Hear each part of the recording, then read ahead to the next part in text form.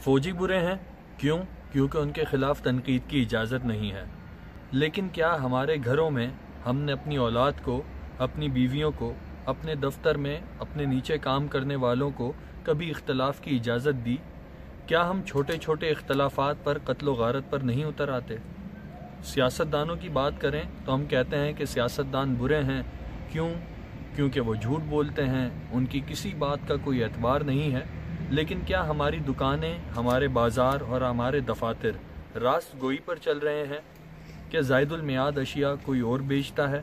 کیا ویزا کے حصول کے لیے کاغذات میں مذہب تک ہم تبدیل نہیں کر لیتے؟ کیا ہم ناپ تول میں کمی نہیں کرتے؟ اپنے گاہکوں کے ساتھ، اپنے ملازموں کے ساتھ اور اپنے افسروں کے ساتھ کیا ہم جھوٹ نہیں بولتے؟